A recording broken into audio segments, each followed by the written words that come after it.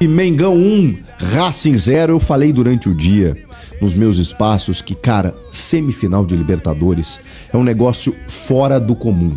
É um negócio de outro planeta. E por mais que o Flamengo tenha uma equipe fantástica, e o Flamengo tem um time fantástico, tem um time a ponto de fazer o que fez com o Palmeiras na última rodada, é um time ainda postulante ao título brasileiro, ao título da Libertadores, é um time que sobra no continente, por questões técnicas, né? Só você olhar a escalação. Tem dois gênios para mim que atuam por aqui, que é o Pedro e o Arrascaeta nas suas funções, e fazem uma temporada espetacular. Tem ótimos valores, um time muito bem treinado pelo Felipe Luiz, mas, cara, como é difícil quando você encara uma Libertadores. Haja vista a fase anterior, diante do Estudiantes, que o Flamengo se classifica apenas nos pênaltis e sofre muito contra uma equipe argentina que é inferior ao Racing nesse momento. Um time muito bem treinado pelo Gustavo Costas, que é campeão continental, campeão da Sul-Americana sobre o Cruzeiro, campeão da Recopa esse ano sobre o Botafogo. Um time cascudo, que nos últimos anos vem se acostumando a encarar brasileiros, a encarar decisões, sabe como jogar esse torneio.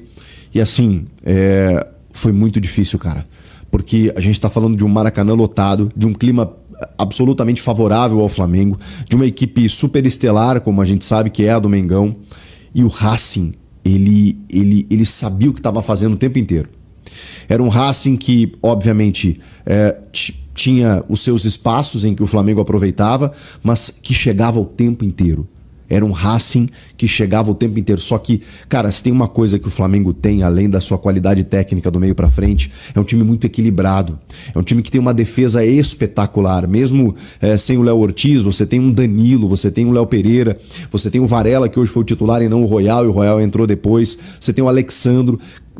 Cara, uma linha de 4 muitas vezes ali, quando o Racing atacava muito organizado, um Pulgar que jogou um absurdo à frente da defesa.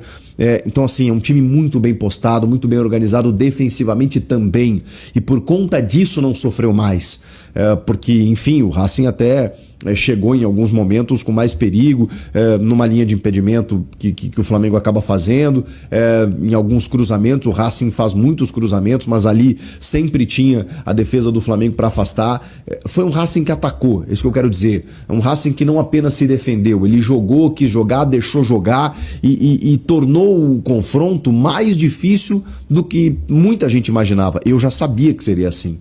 Pelo menos eu projetava dessa maneira. Claro que o Flamengo tem qualidade técnica, tem bola para golear o Racing se for o caso, mas não é assim que funciona.